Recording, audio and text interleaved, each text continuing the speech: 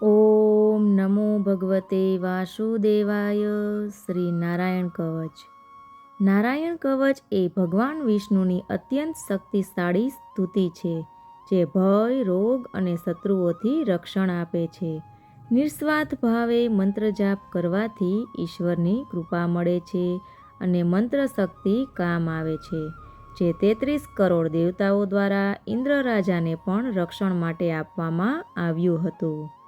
વ્યક્તિને તમામ પ્રકારના સંકટો, અકસ્માત કે અજાણ્યા ભય સમયે આ કવચનો પાઠ અત્યંત ફળદાયી માનવામાં આવે છે.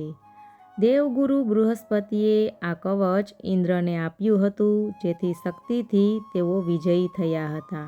આ કવચનો પાઠ નિષ્ઠા અને શ્રદ્ધા સાથે કરવાથી જીવનમાં સકારાત્મક પરિણામો આવે છે. મિત્રો, શ્રીમદ ભાગવતના 6ઠા સ્કંદના 8મા અધ્યાયમાં શ્રી નારાયણ કવચ ત્વષ્ટા ઋષિના પુત્ર વિશ્વરૂપ ઇન્દ્રને કહે છે. વિશ્વરૂપ કહે છે, જ્યારે ભયનો સમય પાસે આવ્યો હોય ત્યારે મનુષ્યે હાથ પગ ધોઈ આચમન કરી ઉત્તર દિશા તરફ મુખ રાખીને નારાયણ કવચનો પાઠ કરવો જોઈએ. જ્યારે ભય આવે ત્યારે શ્રી નારાયણ રૂપ નામ બખ્તર ધારણ કરવું જોઈએ. નારાયણ કવચ પ્રારંભ. ગરુડની પીઠ પર ચરણકમળ ધારણ કરનારા, 8 સિદ્ધિઓવાળા, 8 બાહુઓવાળા અને તે 8 બાહુઓ વિશે શંખ, ચક્ર, ઢાલ, ગદા, બાણ, ધનુષ તથા પાશને ધારણ કરનારા શ્રી હરિ મારી સર્વ પ્રકારે રક્ષા કરો. જળમાં મત્સ્યાવતારી ભગવાન જલજંતુઓથી તથા વરુણના પાશથી મારી રક્ષા કરો. માયાથી બટુક બનેલા વામનજી સ્થળમાં મારી રક્ષા કરો. શ્રી વિશ્વરૂપ ત્રિવિક્રમ ભગવાન આકાશમાં મારી રક્ષા કરો. અસુરના અધિપતિઓના શત્રુ ભગવાન ઋષિ સંકટકારક વનવગડાઓમાં તથા સંગ્રામ વગેરેમાં મારી રક્ષા કરો, કે જે ઋષિના ખડખડાટ હાસ્યના શબ્દથી દિશાઓ ગાજી ઉઠી હતી અને ગર્ભિણીઓના ગર્ભ પણ પડી ગયા હતા. પોતાની દાઢથી પાતાળમાંથી પૃથ્વીનો ઉદ્ધાર કરનારા ભગવાન યજ્ઞમૂર્તિ વરાહ માર્ગમાં મારી રક્ષા કરો. પરશુરામ પર્વતોના શિખરોમાં મારી રક્ષા કરો અને ભરતના મોટા ભાઈ રામ તથા લક્ષ્મણના પ્રવાસમાં અમારી રક્ષા કરો. અભિચારી વગેરે સર્વ ઉગ્ર ધર્મમાંથી તથા પ્રમાદમાંથી નારાયણ ભગવાન રક્ષા કરો. નર ભગવાન ગર્વથી રક્ષા કરો.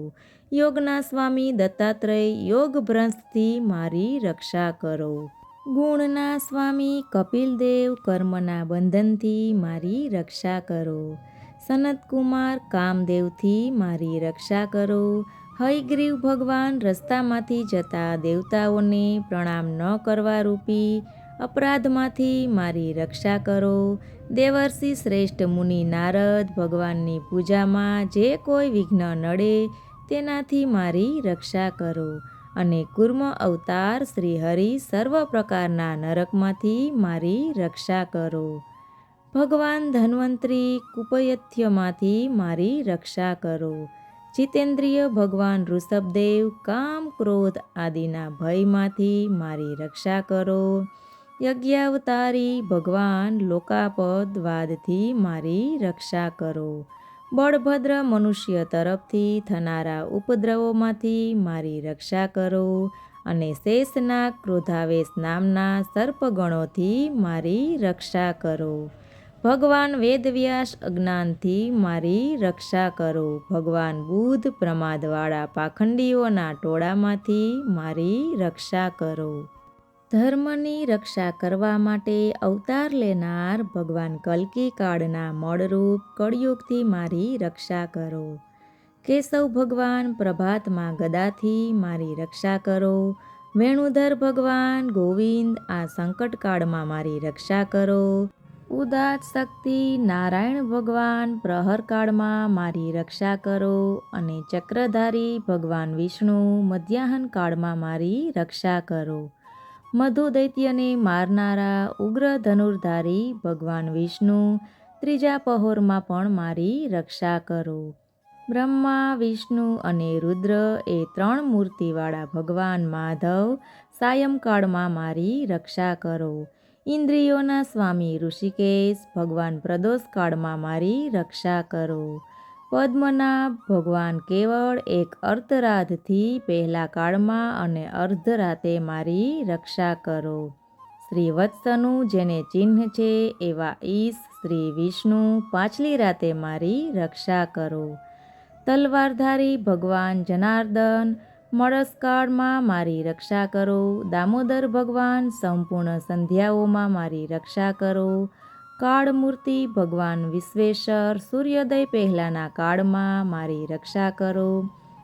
હે પ્રલય સમયના અગ્નિ જેવી તીક્ષ્ણ ધારવાળા ચક્ર ભગવાનથી મૂકવામાં આવે તો ચારે તરફથી ફરીને અગ્નિ જેમ ખડને બારી નાખે તેમ શત્રુના સૈન્યને તુરત જ બાળી નાખો. હે વજ્રના જેવા તીક્ષ્ણ સ્પર્શવાળા તણખાઓથી ભરેલી ગદા તમે ભગવાનને વહાલી છો. તમે કુષ્માંડ, યક્ષ, રાક્ષસ, ભૂત તથા ગ્રહોને ભૂકો કરી નાખો તથા શત્રુઓના ચૂરેચૂરા કરી નાખો.